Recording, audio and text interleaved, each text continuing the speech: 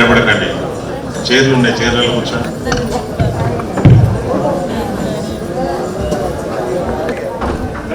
రమేష్ గారిని వేదిక మీద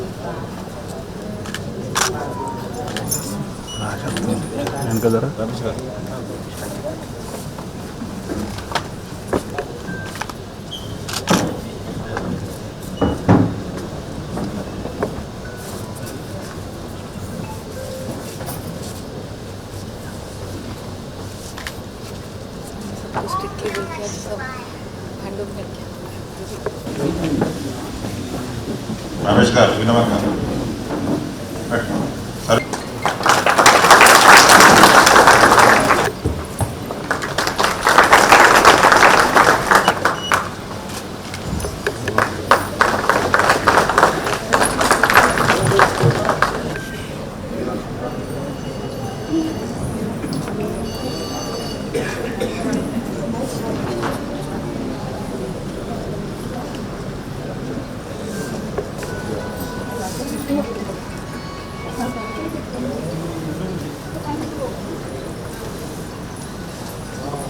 సార్కి అందరికీ కూడా నమస్కారాలు సార్. అదేవిధంగా నేటి కార్మిక క్షేత్రం పద్మశాలి సంఘం గౌరవ అధ్యక్షులు వాసల రమేష్ గారు, అదేవిధంగా సత్యం గారికి వాళ్ళు భాగంగా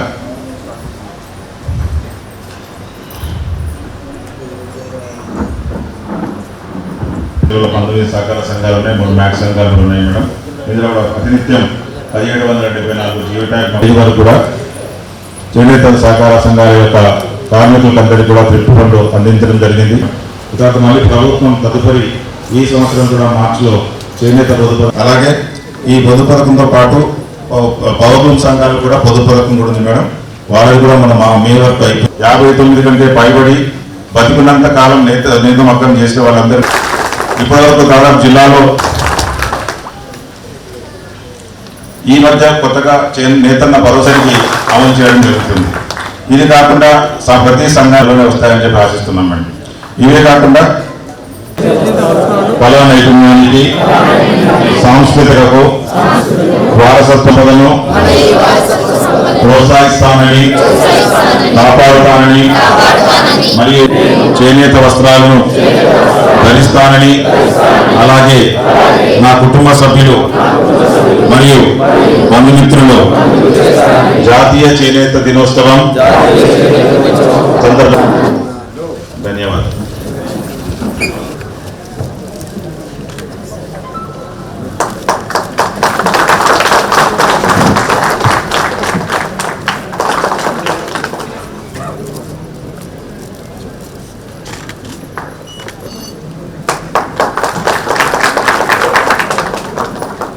కిందికి పట్టుకో.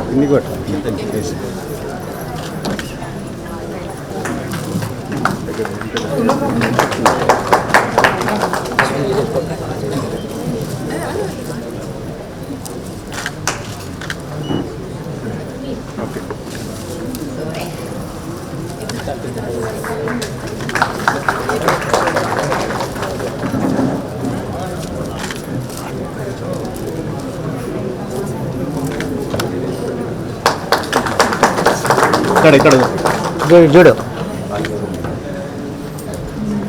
మాజీ యాప్ డైరెక్టర్ సత్తన్న గారు, వేదిక మీద ఆసీనటువంటి ఇతర ప్రభుత్వ అధికారులు, ముఖ్యంగా అసిస్టెంట్ డైరెక్టర్ విజిల్స్ గారు, సహకార సంఘాల అధ్యక్షులు, సహకార సంఘాల్లో మరి సభ్యులుగా కొనసాగుతూ ఉత్పత్తిలో పాల్గొంటున్నటువంటి ప్రతి జాతీయ చేనేత దినోత్సవ శుభాకాంక్షలు తెలియజేస్తూ సోమవారం వ్యవసాయానికి ఎంతమంది అయితే ఆధారపడి దాని మీద నివసిస్తూ ఉన్నారో ఉపాధి పొందుతూ ఉన్నారో, తర్వాత వస్త్ర వ్యాపార రంగానికే భారతదేశంలో ప్రాముఖ్యత ఉన్నది. మరి ఆ రంగంలో పవర్లూమ్ పరిశ్రమ దినదిన ప్రవర్ధమానం చెందుతూ కొత్త కొత్త పోకడలతో ముందుకు పోతుంటే, మరి మన దురదృష్టవశాత్తు పవర్లూమ్ పరిశ్రమతో పోటీ పడలేక ఈ చేనేత పరిశ్రమ రోజు రోజుకి కొంత దిగజారుతూ ఉన్నది. గతంలో మన జిల్లాని చూసుకుంటే వేలాదిగా కార్మికులు ఈ వృత్తిపై ఆధారపడి జీవించేవాళ్ళు. వందలాది సంఖ్యలో సహకార సంఘాలు ఉండేది. మరి ఈరోజు పరిస్థితి ఏమున్నదంటే దాదాపు 23 సంఘాలు నడుస్తూ ఉన్నాయి. వందల సంఖ్యలోకి వెళ్ళి 10 సంఖ్యలకు వచ్చింది. పారిశ్రామికుల సంఖ్య కూడా రోజు రోజుకు తగ్గింది. మరి ఉత్పత్తి కూడా కోట్ల రూపాయలు జరిగే ఉత్పత్తులు కూడా మరి చాలా తక్కువ స్థాయిలో ఈరోజు వస్త్రాల ఉత్పత్తి జరుగుతూ ఉన్నది. దాదాపు ఏడి గారి ఇచ్చిన లెక్కల ప్రకారంగా ఒక 40,000 మంది మాత్రమే మన దగ్గర ఈ వృత్తి మీద ఆధారపడి జీవిస్తూ ఉన్నారు. అయితే వ్యవసాయ ఉత్పత్తులు మాత్రము ప్రతి సంవత్సరము పెరుగుతూ ఉన్నాయి. చేనేత ఉత్పత్తులు మాత్రం రోజు రోజు కిందికి పోతూ ఉన్నాయి. ఉపాధి రంగంలో అవకాశాలు ముఖ్యమైనటువంటి పోటీ ప్రపంచాన్ని తట్టుకునే పరిస్థితులలో ఈ చేనేత రంగం లేక కొట్టుమిట్టాడుతున్న సమయం లోపల దీనికి ఒక ప్రత్యేక గుర్తింపును తీసుకురావాలని మరి ఇప్పటి ప్రధానమంత్రి నరేంద్ర మోదీ గారు దీనికి ఒక ప్రత్యేకంగా ఆగస్టు 7వ తారీఖు నాడు మరి చేనేత దినోత్సవంగా డిక్లేర్ చేసినందుకు మరి కనీసం సంవత్సరానికి ఒకసారి దీని మీద రివ్యూ జరుగుతూ ఉన్నది. ఈ చేనేత రంగం ఏ రకంగా ఉన్నది, ఇందులో ఎంతమంది పనిచేస్తూ ఉన్నారు, ఏ రకంగా సంక్షేమం పొందుతూ ఉన్నారు, ఏ రకంగా వారిని ఆదుకునే పరిస్థితి ఏందనేది మరి ప్రభుత్వ అధికారులు కానీ ప్రజాప్రతినిధులు కానీ అందరూ కూడా దృష్టి సారించే అవకాశం వస్తూ ఉన్నది. కరీంనగర్ జిల్లా విషయం కూడా చూస్తే మరి కలెక్టర్ గారి ఆధ్వర్యంలో ప్రతి సంవత్సరం చాలా చక్కగా ఈ కార్యక్రమం నిర్వహించబడుతూ ఉన్నది. ఈ సంవత్సరం ఇంకా సంతోషం ఏంటంటే గత సంవత్సరం కంటే రెట్టింపు సంఖ్యలో మన వాళ్ళు హాజరయ్యేందుకు చాలా సంతోషకరమైన విషయం రెడ్డి గారు చాలా ఆగ్రహం చేసేస్తున్నది. చాలామంది ఉత్సాహంగా ఈ కార్యక్రమంలో పాల్గొంటూ ఉన్నారు సార్. నందుకు కలెక్టర్ గారిని రెడ్డి గారి సిబ్బందిని ప్రత్యేకంగా అభినందిస్తూ ఉన్నారు సార్. అయితే సంక్షేమ కార్యక్రమాల విషయంలో మాత్రం కొంత రాష్ట్ర ప్రభుత్వాలు కానీ కేంద్ర ప్రభుత్వాలు కానీ బడ్జెట్ కేటాయింపులో మా ప్రజాప్రతినిధుల వైఫల్యం వల్ల మేము చట్టసభలలోకి పోని కారణంగా మా గొంతు చట్టసభలో వినిపించిన కారణంగా కొంచెం కేటాయింపు తక్కువైతే ఉన్నాయి సార్. సంక్షేమం వైపు కొంత కుట్టుబడతా ఉన్నది. చాలా విషయాల్లో మేము రిప్రజెంటేషన్ చేస్తూ ఉన్నాము. చేయంగా నేతన బీమా ఒకటి మాత్రం చాలా చక్కని కార్యక్రమం సార్. నేతన బీమా అనేది మాత్రం వస్తూ ఉన్నది. నేతన బీమా కార్యక్రమం ద్వారా ఎట్లాగో రైతులకు రైతు బంధు ఇస్తూ ఉన్నారో నేతన బీమా కూడా గతంలో మేము అనేక మార్లు రిప్రజెంటేషన్ చేసిన కారణంగా నేతన బీమా పెంచి దాదాపు 21 మంది కూడా ఈ జిల్లాలో అవకాశం వచ్చింది. వాళ్ళు లబ్ధి పొంది చాలా సంతోషించాల్సిన విషయం. ఒక 5 లక్షల రూపాయలు వాళ్ళకి వస్తూ ఉన్నాయంటే మరి కుటుంబం గడవని పరిస్థితులలో ఇటువంటిది ఎంతో లాభకారిగా ఉన్నారు సార్. అదేవిధంగా మేము ఇంకోటి కూడా అడిగినాము, ఏదంటే ఏ రకంగానే అయితే పెట్టుబడి సాయం రైతులకు వస్తూ ఉన్నదో సంవత్సరానికి రాష్ట్ర ప్రభుత్వం ఎకరాకి 5,000 చొప్పున 10,000 ఇస్తూ ఉన్నారు 2 పంటలకి. కేంద్ర ప్రభుత్వం 3 విడతలుగా 2,000 6,000 ఇస్తూ ఉన్నది. ఒక ఎకరాకి 16,000 రూపాయలు మరి రైతులకి పెట్టుబడి సాయం కింద వస్తూ ఉన్నది. ఎందుకంటే మార్కెటింగ్లో వాళ్ళకు సరైన ఉత్పత్తి ధర రాక, గిట్టుబాటు ధర రాక, వాళ్ళకు ఎరువుల విషయంలో కానీ లేకుంటే యంత్ర పరికరాల విషయం కానీ ఇబ్బంది జరుగుతూ ఉన్నదని గ్రహించి మరి రైతులకు ఈ రకంగా ఒక ఎకరాకి 16,000 రూపాయలు అందుతూ ఉన్నది. కానీ ఈ విషయం కూడా మేము ప్రభుత్వం దృష్టికి దయచేసి ఈరోజు కూడా తీసుకుపోతాం, ప్రతిసారి కూడా చెప్తా ఉన్నాము. నేతలనే కూడా మార్కెటింగ్ సౌకర్యం లేక టెస్కో ఒకవైపు మూతపడిపోయి మరి స్వతహాగా చేసుకుందామంటే మార్కెటింగ్ లేదు. మరి సంఘాల్లో చేద్దామంటే సంఘాలు చాలా వరకు మూతపడిపోయి ఉన్నాయి. ఎక్కడైనా పని చేసుకుందామంటే అక్కడ సంఘం అందుబాటులో లేదు. సంఘం అందుబాటులో ఉన్నా కానా పని లేదు. ఈ రకంగా ఉన్న పని చేస్తూ ఉన్నారు. పక్క సంఘాల నుంచి కూడా ఈడీ గారు పని కల్పిస్తూ ఉన్నారు. దానికి ఇబ్బంది లేదు. కానీ ఈ పెట్టుబడి సహాయము, యంత్ర పరికరాల ద్వారా సహాయం ఏమన్నా వస్తే వాళ్ళు స్వతహాగా మార్కెట్లోకి వెళ్ళి నూలు కొనుక్కొని మరి ప్రభుత్వానికి మార్కెట్ చేసుకునే విషయంగా మరి అవకాశం ఉంటుంది. కాబట్టి దయచేసి పెట్టుబడి సాయం కింద రైతులకు ఏ రకంగానైతే ఎకరానికి 16,000 సాయంగా వస్తూ ఉన్నదో ఆ రకంగా చేయాలని డిమాండ్ మాది ప్రతిసారి ఉన్నది. ప్రభుత్వం దృష్టిలో కూడా ఉన్నది. దయచేసి మీరు కూడా ప్రభుత్వానికి మీ ద్వారా కూడా మేము విన్నపం చేసుకుంటూ ఉన్నాం సార్. అది గతంలో మనకు సబ్సిడీ ఉండే సార్, 100 విషయంలో సబ్సిడీ ఉంటే తీసేసి 2,000 రూపాయలు ఒక కార్మికునికి 500 రూపాయలు ఆన్సరీ వర్కర్ కానీ అప్పుడు గత ప్రభుత్వంలో కూడా చేయడం జరిగింది. కానీ ఏదో కారణం వల్ల 2 మాసాలు మాత్రమే ఇచ్చేసి అది ఆగిపోయింది. ఇప్పుడు అది కంటిన్యూ కావడం లేదు. మళ్ళీ ఈ సంవత్సరం కొత్తగా ఈ ప్రభుత్వము 18,000 రూపాయలకు సాంసద్ వర్కర్ 6,000 రూపాయలు ఇప్పుడు మీరు ప్రకటించారు, ప్రపోజల్ మీరు మూవ్ చేశారు. అయితే మాకు దయచేసి ఏంటంటే ఇక్కడ గ్యాప్ రాకుండా ఇప్పుడు థ్రిఫ్ట్ ఫండ్ స్కీమ్ ఉన్నది సార్, నేత నాకు బీమా ఉంది, నేత నాకు తర్వాత జీవితం ఉంది కదా సార్. అది థ్రిఫ్ట్ ఫండ్ స్కీమ్ అవుతుందంటే మీరు ఒక 3 సంవత్సరములు పోయిన తర్వాత మధ్యలో గ్యాప్ వస్తూ ఉంది. ఆ గ్యాప్లో వాళ్ళకు జమ చేసుకుందామని కూడా అవకాశం ఉండడం లేదు. ఆ గ్యాప్ రాకుండా స్కీమ్ని కంటిన్యూ చేయాలి దయచేసి.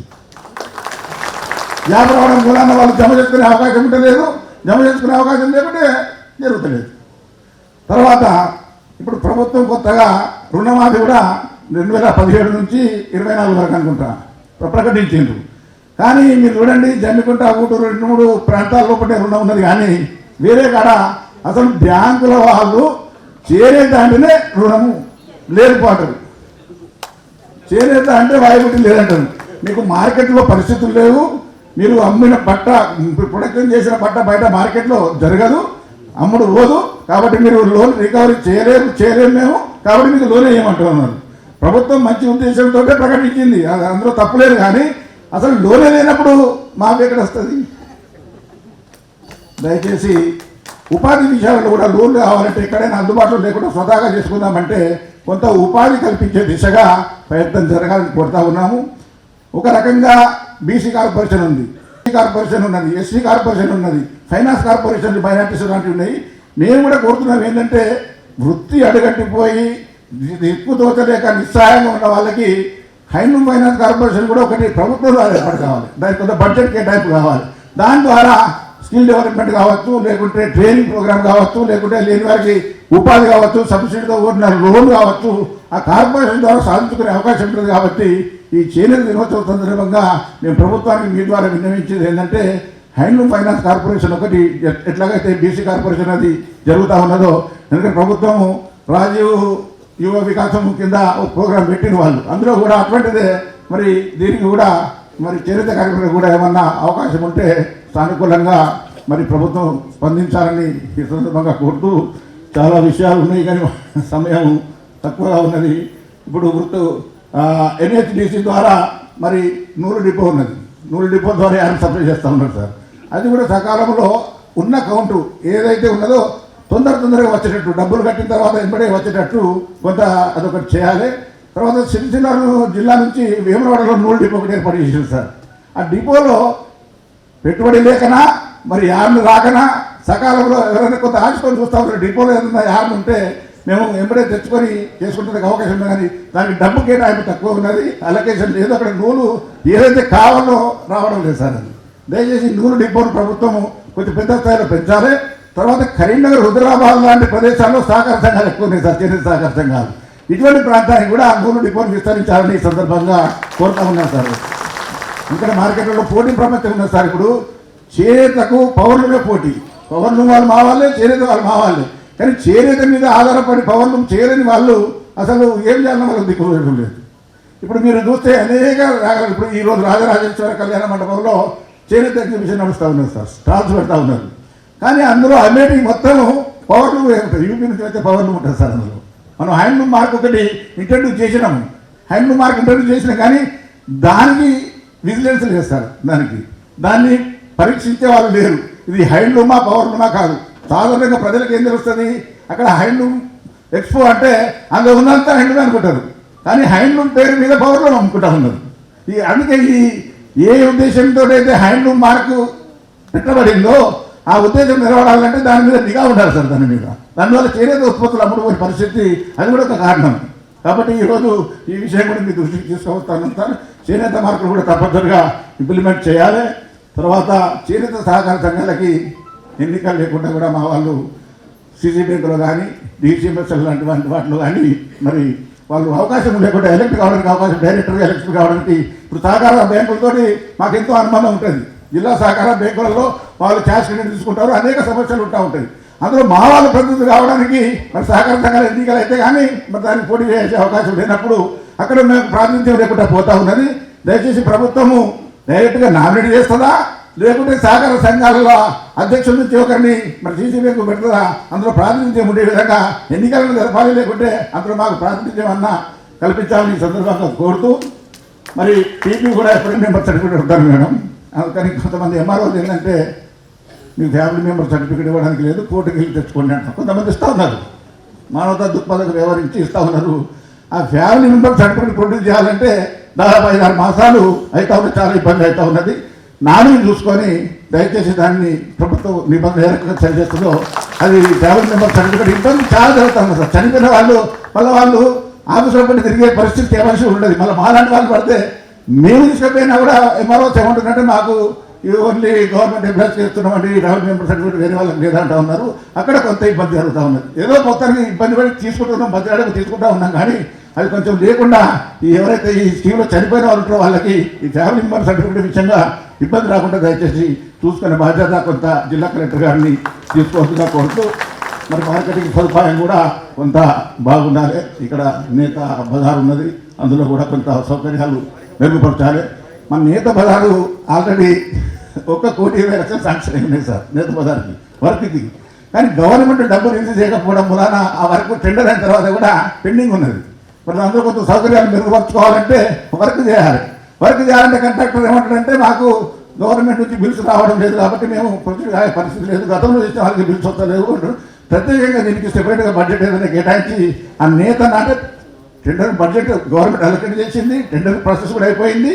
కానీ గవర్నమెంట్ సకాలంలో డబ్బు బిల్స్ ఇస్తలేదని సంకల్పంతో కాంట్రాక్టర్ గారు పనులు చేయడం లేదు. కాబట్టి స్పెషల్ కేర్ తీసుకొని దీన్ని ఏమైనా ఆ పనులు జరిగేటట్టు కొంచెం జిల్లా కలెక్టర్ గారు దృష్టి సారించాలని ఈ సందర్భంగా కోరుతూ, మరి భారతదేశంలో సాంప్రదాయక దేశం ఇది, సంస్కృతికి ఎంతో చేయూతగా ఉన్న ఈ చేనేత పరిశ్రమ, మరి దీన్ని వృత్తి కళాకారులను కాపాడుకోవాల్సిన బాధ్యత అందరికీ కూడా ఉన్నది. ఈ వృత్తి నానాడికి అంతరించిపోతా ఉన్నది. కాబట్టి ఈ వృత్తిని ఎలాగైనా ప్రభుత్వము ఎన్ని రకాల సమస్యలు ఎదురైనప్పటికీ ఈ వృత్తిని అడగకుండా ఈ కార్మికులు ఇప్పటికే ముసలి వాళ్ళు అయిపోయినారు, వీళ్ళు పోయిన తర్వాత మళ్ళీ చేసే పరిస్థితి ఎవరు కూడా లేదు. కానీ ఈ వృత్తిని నిలబెట్టాలంటే ప్రభుత్వం అనేక రకంగా ప్రోత్సాహాలు ఇవ్వాలి, మార్కెటింగ్ సదుపాయం ఇవ్వాలి, అధునాతనంగా వాళ్ళకు మరి ట్రైనింగ్ లాంటి సౌకర్యం కూడా కల్పించాలి. ముఖ్యంగా ఏంటంటే ఈ నేత కార్మికులు ఎవరైతే పని చేసుకుంటూ బతుకుతూ ఉన్నారో వాళ్ళకి కనీసం కూడు గుడ్డాలేని పరిస్థితి ఉంటుంది. పిల్లల్ని చదివించుకోవాలన్నా, పెళ్ళిళ్ళు చేసుకోవాలన్నా, మీరు ఏ రకంగా వైద్య సదుపాయాలు కలవాలన్నా కొంత ఇబ్బందికరంగా ఉంటుంది. కాబట్టి ఈ గురుకుల పాఠశాలలు అనేకమైనవి సార్ ఇప్పుడు ఇక్కడ మన రాష్ట్రంలో పట్ల.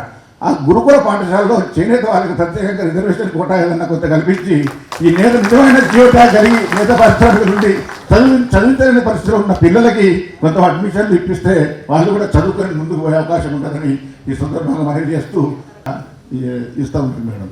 అది హ్యాండ్లూమ్ వాళ్ళకి కూడా ఇవ్వాలని ఒక డిమాండ్ ఉన్నది. కానీ ఈరోజు అక్కడ లాంచ్ చేశారు చంద్రబాబు నాయుడు గారు. అక్కడ ప్రధాన ముఖ్యమంత్రి గారు 200 యూనిట్లు హ్యాండ్లూమ్కి, 500 యూనిట్లు పవర్లూమ్కి ఫ్రీగా ఈరోజు ఇస్తామన్నారు.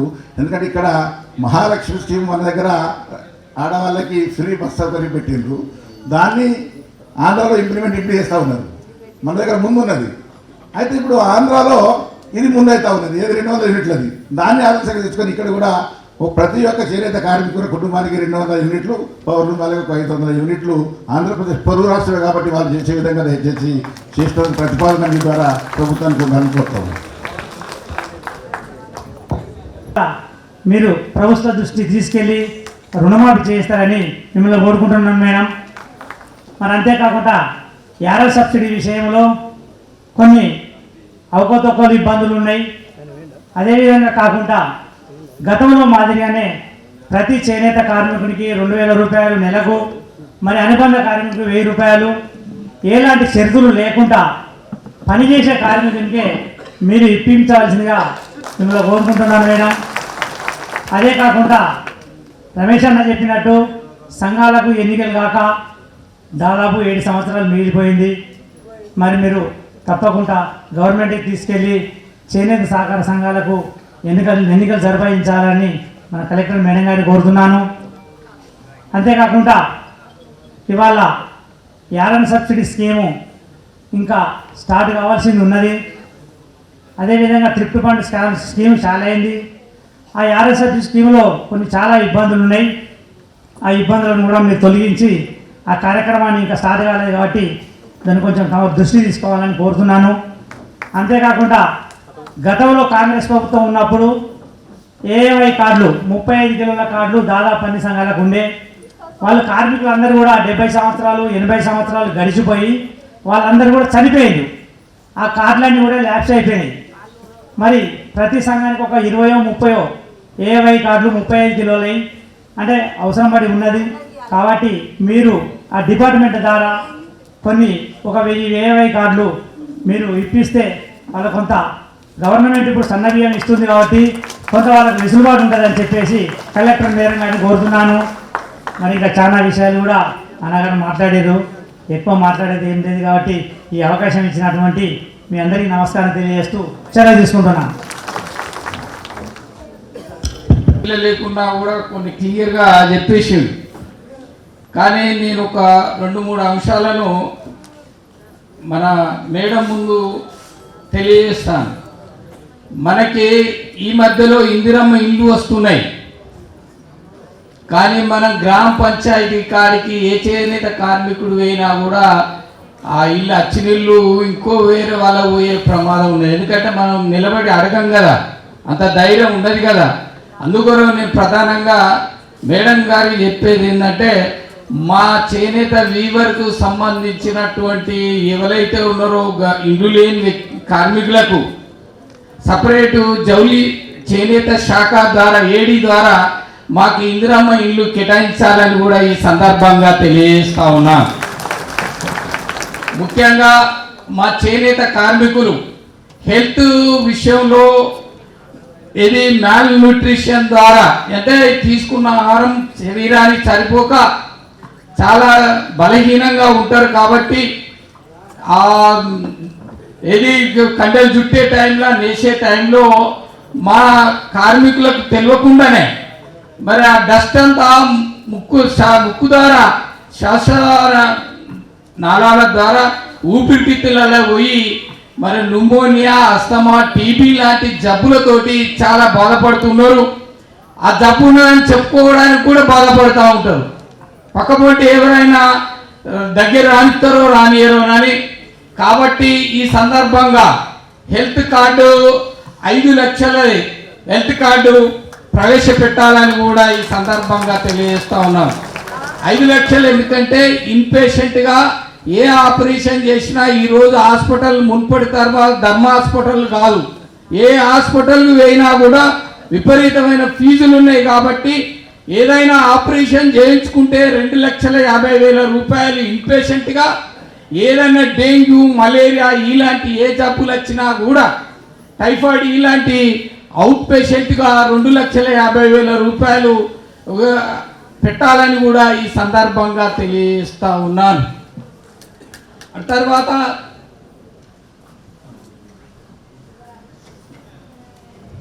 ఈ విధంగా ముఖ్యంగా మీ అందరికీ మనసులో ఉన్నది ఒకటి ఉంది. ఏంటిది అంటే కూలీ రేట్లు పెంచాలి అని. గత 3-4 సంవత్సరాల నుండి కూలీ రేట్లు పెరగలేదు. ఉప్పు పప్పుల ధర, నిత్యావసర ధర విపరీతంగా పెరిగిపోయింది. కాబట్టి ఈ సందర్భంగా ఏ రోజైతే పెరిగినాయి అంటున్నారు కానీ దాన్ని డిక్లరేషన్ చేయడం లేదు టెస్కో. కాబట్టి వెంటనే దాన్ని ఏడీ గారు విషయాన్ని ఆ మేడంకు, శైలజ రామయ్య మేడంకు వివరించి ఆ డీటెయిల్స్ని వెంటనే ప్రవేశపెట్టాలని ఈ సందర్భంగా తెలియజేస్తా ఉన్నాను. ఈ అవకాశం ఇచ్చిన మీ అందరికీ పెద్దలకి. మేఘన జెడ్పిహెచ్ఎస్ గన్నేరువరం ఎలక్ట్రిషన్ కాంపిటీషన్లో మొదటి ప్రైజ్ సంపాదించారు.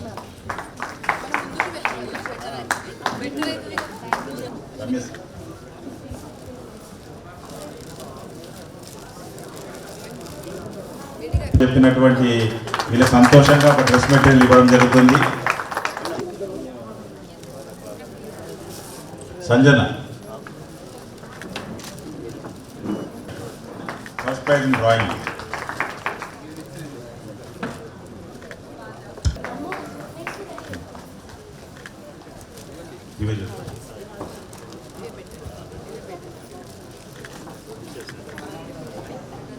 ఇక్కడ చూడమ్మా, చూడు చూడు చూడు.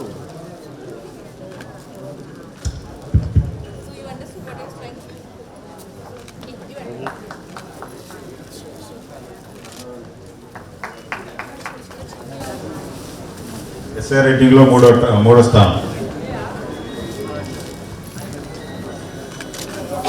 Consolation prices in SI rating.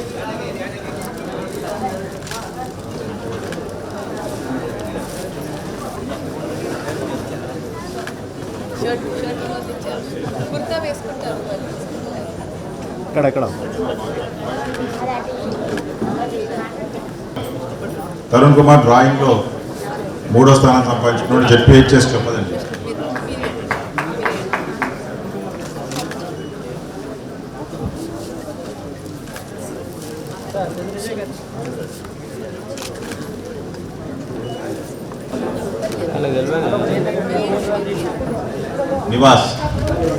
Nivas Chandu.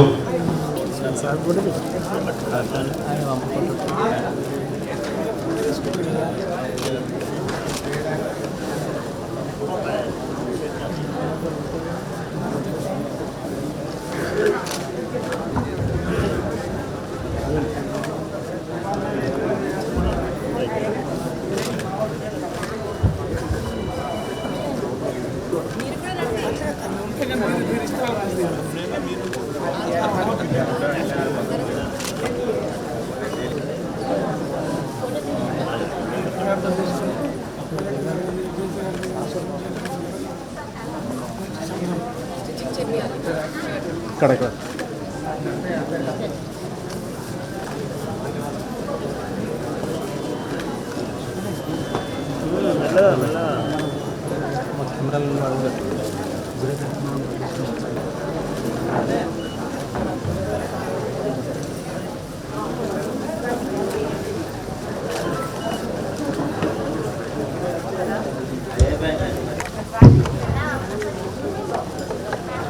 సభకి నమస్కారం. ఈనాటి అందరికీ చేనేత దినోత్సవం శుభాకాంక్షలు. వాస్తవం కూడా రమేష్ గారు చెప్పినట్టు గత సంవత్సరం కన్నా ఈ సంవత్సరం ఈసారి చాలామంది రావడం జరిగింది. చాలామంది కూడా చేనేత వస్త్రాలు ధరించి రావడం జరిగింది.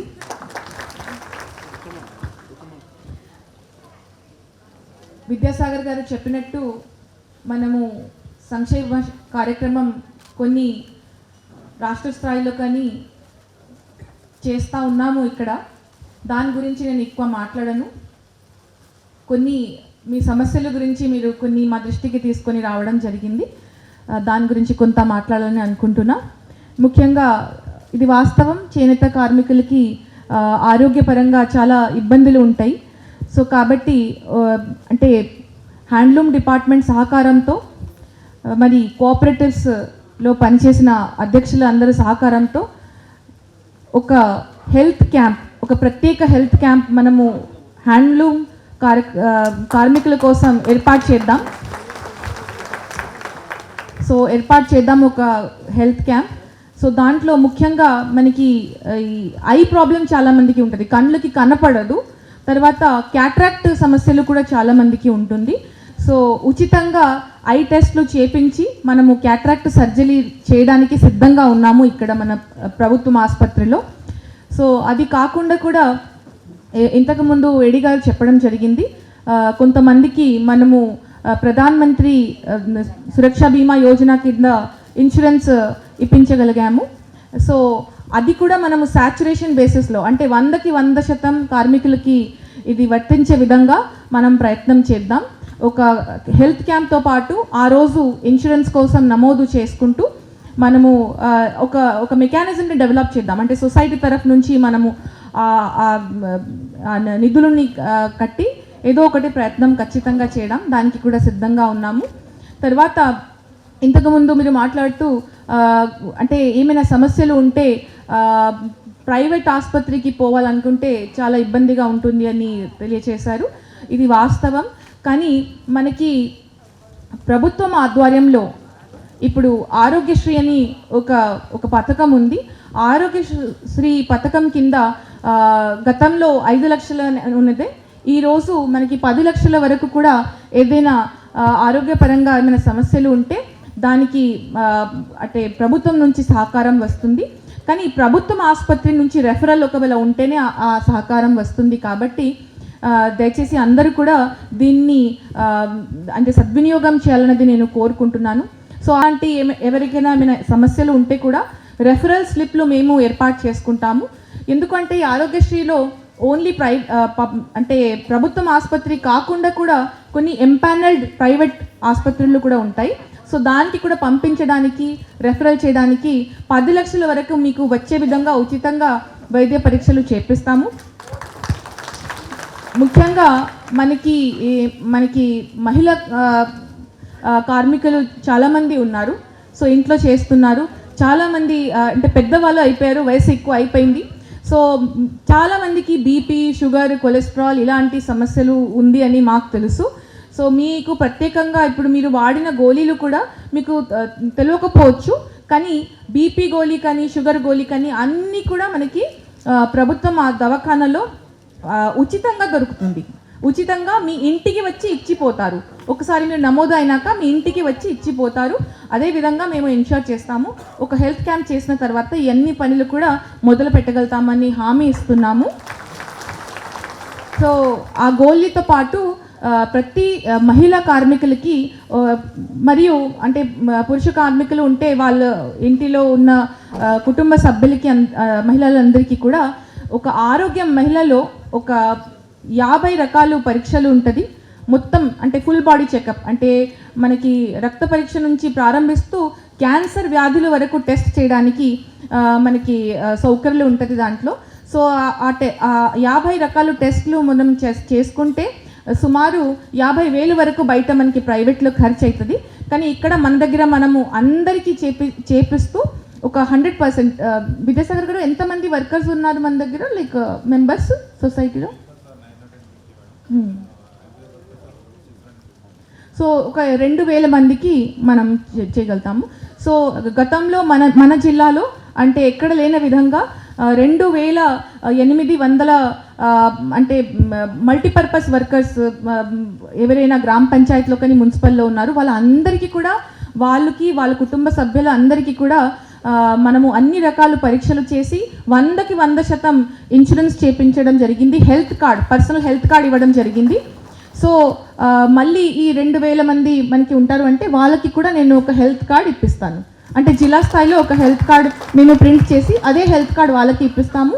వాళ్ళకి హెల్త్ క్యాంప్ మేము మీకు డాక్టర్స్ కానీ మెడికల్ ఆఫీసర్స్ అన్నీ కూడా వాళ్ళ మీద బాధ్యత వేస్తాము. కానీ మీ డిపార్ట్మెంట్ తరఫు నుంచి ఫాలోఅప్ చేసి ఒక సంవత్సరంలో 4 హెల్త్ చెకప్ జరిగే విధంగా మీరు ఎన్ష్యూర్ చేయాలని నేను విజ్ఞప్తిస్తున్నాను. అది మహిళలందరికీ కూడా ఆరోగ్య మహిళా పరీక్షలు చేపించాలి. ఏదైనా వ్యాధులు ఉంటే దానికి మనం రెఫరల్ కానీ హెల్త్ కార్డ్ కానీ ఏర్పాటు చేస్తాము. బీమా కూడా చేస్తాము. సో లోన్ గురించి చెప్పారు. సరే, స్కీమ్లు ఉన్నా లేకపోయినా ఏదైనా ఒక మంచి యూనిట్ పెట్టాలని అనుకుంటే లోన్ కోసం ఏమైనా ఇబ్బందులు ఉంటే మా దృష్టికి తీసుకొని రండి. మా వంతు మేము ఏమైనా ప్రయత్నం చేయాలి, తప్పకుండా చేయడానికి సిద్ధంగా ఉన్నాము. సో అది ఇప్పుడు స్కూల్స్ గురించి చెప్పారు. ఇది వాస్తవం కూడా. గురుకులంస్లో ఎంట్రన్స్ ఎగ్జామినేషన్ పరీక్షలు ఉంటుంది, దాని తర్వాత పిల్లలు వెళ్తారు. సో సరే, ఇది ఒక పాలసీ డిసిషన్. అది మనకి అంటే ఈ చేనేత కార్మికుల కోసం ప్రత్యేకమైన ఏమైనా రిజర్వేషన్ ఉండకపోవచ్చు, కానీ వేరే కులపరంగా అది ఉంటుంది. అయినప్పటికీ కూడా మన జిల్లా వాటికి చూస్తే మనకి కస్తూర్బా గాంధీ బాలికా విద్యాలయాలు ప్రత్యేకంగా అమ్మాయిల కోసం ఒక 4,000 సీట్స్ మన దగ్గర ఉన్నాయి. ఆ 4,000లో ఇప్పటికీ అలాంటి స్కూల్స్లో మనకి 1000 సీట్స్ ఇప్పటికీ ఖాళీగా ఉంది. సో అంటే మంచి చదివిన అమ్మాయిలు ఎవరైనా ఉంటే, అంటే మనకి జిల్లా పరిషత్ స్థాయి నుంచి ఇంటర్మీడియట్ పూర్తి చేసే వరకు ఒక 10 కేజీబీవీలు మనకి ఉన్నాయి. సో దాంట్లో కూడా మీ పిల్లల్ని మీరు పంపించాలని నేను కోరుకుంటున్నాను. ఎందుకంటే కేజీబీవీలో హై క్వాలిటీ ఎడ్యుకేషన్ మనం ఇప్పించగలుగుతున్నాము అని. సో ఏదైనా చదువు పరంగా, స్కూలింగ్ పరంగా ఏదైనా ఇబ్బంది ఉంటే దయచేసి మా దృష్టికి తీసుకొని రండి. తప్పకుండా మేము చేయడానికి అంటే అడ్మిషన్లు కానీ ఇంకా ఏదైనా ఇతర సహకారాలు ఉంటే చేయడానికి సిద్ధంగా ఉన్నాము. ఇందిరమ్మ ఇల్లు గురించి కూడా అడిగారు. ఇప్పటికీ కూడా అంటే ప్రతి నియోజకవర్గం స్థాయిలో ఒక 3,500 వరకు ఇందిరమ్మ ఇల్లు శాంక్షన్ చేయడానికి ఉంటుంది. కానీ ఇప్పటికీ కూడా ప్రతి నియోజకవర్గంలో ఈ కోట ఇంకా ఫీల్ కాలేదు. కాబట్టి తప్పకుండా మీ దగ్గర జెన్యున్ వాళ్ళు ఎవరైనా అర్హతలు ఏమైనా ఉంటే దయచేసి మాకు లిస్ట్ ఇప్పించండి. మీ ఈ కోఆపరేటివ్ సొసైటీ లెటర్ హెడ్లో ఇచ్చినా పర్వాలేదు, మళ్ళీ ఒకసారి అందరినీ చెక్ చేపిస్తూ వాళ్ళ అర్హతలు ఉందా లేదా అని చెక్ చేసేసుకుంటూ ఇందిరమ్మ ఇల్లు కూడా అర్హతలు ఉన్న వాళ్ళకే ఇవ్వడానికి మేము సిద్ధంగా ఉన్నాము. సో అది కాకుండా మనకి ప్రతి సోమవారం నాడు అంటే గతం నుంచి కూడా ఈ అలవాటు ఉంది, చేనేత వస్త్రాలు ధరించి రావాలనేది మేము ప్రతిసారి చెప్తా ఉంటాము. కొంతమంది చేస్తూ ఉంటారు కానీ కొంతమంది చేయరు. ఆ రోజు కనీసం మీరు టెస్కో తరఫు నుంచి కూడా చాలాసార్లు ఇక్కడ స్టాల్స్ పెట్టడం జరిగింది. చాలామంది వచ్చి ఈ చేనేత వస్త్రాలు కొనుగోలు చేస్తూ పోతారు. ఇప్పుడు కూడా ఎవరైనా అంటే సొసైటీ తరఫు నుంచి అయినా టెస్కో తరఫు నుంచి అయినా ఇండివిజువల్గా ఏదైనా మీరు మీ ఇష్టంతో వచ్చి ఇక్కడ స్టాల్ పెట్టాలనుకుంటే మోస్ట్ వెల్కమ్, ఎప్పుడైనా రావచ్చు, ఎప్పుడైనా స్టాల్ పెట్టవచ్చు కలెక్టరేట్లో. సో మా వంతు మేము ప్రతి సహకారం చేయడానికి రెడీగా ఉన్నాము. కొన్ని అంటే జిల్లా స్థాయి కాకుండా మనకి ప్రభుత్వం స్థాయిలో జరిగే కొన్ని అంశాలు ఉన్నాయి. ఇది మీరు యార్న్ గురించి అడిగారు, వేములవాడ నుంచి చేయాలన్నది. ఇక్కడ ఒక డిపో పెట్టాలని అడిగారు. తర్వాత టెండర్ ఒకటి జరిగింది కానీ పని అవుతలేదు అని చెప్పారు. అలాంటి అంశాలు కూడా మేము ప్రతి అంశాల మీద మేము మీ నుంచి ఒక ప్రపోజల్ తీసుకుంటాము. మీ రిక్వెస్ట్ లెటర్ మనం తీసుకొని ప్రభుత్వ దృష్టికి ఖచ్చితంగా మీ ఆశలు మేము వ్యక్తం అక్కడ చేస్తామని తెలియచేస్తున్నాము. సో విజ్ఞప్తి, ఇప్పుడు సమాజంలో ఏదైనా ఫాస్ట్ అండ్ చీప్ అదే మాత్రం అందరికీ అలవాటు అయిపోయింది. కానీ విలువ ఉన్న అంటే సమయం కానీ వృత్తి సమయం దానికి ఇప్పుడు విలువ లేకుండా అయిపోయింది. ఇప్పుడు చేనేత వస్త్రాలు అంటే అది ఒక ఇమోషన్ అన్నమాట. ఒక చేనేత కార్మికులు అక్కడ అంటే నెల కూర్చొని ఒక చీర వస్తుంది. ఆ చీర తయారు చేయడానికి కావాల్సిన యార్న్ కూడా నెల వారం కూర్చొని ఎండలో వర్షాలో ఎన్నో కష్టపడితేనే యార్న్ వస్తుంది. మళ్ళీ ఆ యార్న్ నుంచి ఒక చీర తయారు చేయాలంటే ఎంత కష్టం అవుతుంది. కానీ ఇప్పుడు అన్ని సింథటిక్, నైలాన్, పాలిస్టర్, రేయాన్ అయినాక ఎవరు కూడా ఇప్పుడు ఈ చేనేత వస్త్రాలు వాడతలేదు. ఇలాంటి దినోత్సవం మనకి వచ్చేటప్పుడు ఇలాంటి విషయాలు మనకి గుర్తుకి వస్తూ ఉంటుంది. కానీ మీరు ఎప్పుడైనా చూడండి, స్టేట్ ఫెస్టివల్స్, నేషనల్ ఫెస్టివల్స్ ఏదైనా ఉన్నప్పుడు మన గౌరవ ప్రధానమంత్రులు గారు కానీ గౌరవ ప్రెసిడెంట్, గవర్నర్స్, చీఫ్ మినిస్టర్స్, ఎవరైనా స్టేట్ డిగ్నిటరీస్, నేషనల్ డిగ్నిటరీస్ ఎవరైనా ఉంటారు. ఏదైనా పెద్ద ప్రోగ్రామ్ జరిగేటప్పుడు వాళ్ళు ధరించే వస్త్రం తప్పకుండా హ్యాండ్లూమే ఉంటుంది. హ్యాండ్లూమ్ తప్ప ఇంకా ఏది వేస్తారు. ఎందుకంటే హ్యాండ్లూమ్కి ఉన్న అభిమానం కానీ హ్యాండ్లూమ్కి ఉన్న గౌరవం ఇంకా వేరే దేనికి కూడా ఉండవు. కాబట్టి పెద్ద వాళ్ళు మనం చూస్తే వాళ్ళు తప్పకుండా హ్యాండ్లూమ్ వస్త్రాలు ఎక్కువ వాడతారు. అంటే వాళ్ళని చూసి మేము కూడా మనం ఒక ఎంకరేజ్మెంట్గా, ఒక స్ఫూర్తిగా తీసుకొని వీలైన వాటికి మనం కూడా అప్పుడప్పుడు అట్లీస్ట్ రోజు లేకపోయినా అప్పుడప్పుడు అట్లీస్ట్ చేనేత వస్త్రం ధరించాలనేది మనం ఇంతకుముందు ఒక ప్లెడ్జ్ తీసుకున్నాము. ఆ ప్లెడ్జ్ని మనం తప్పకుండా నిజమని చేసి చూపించాలని నేను కోరుకుంటూ ఈ కార్యక్రమంని మనల్ని ఆహ్వానించి మీ అందరితో కూడా కల్పించినందుకు మరొకసారి ధన్యవాదాలు తెలియజేస్తూ ముగిస్తున్నాను. Thank you.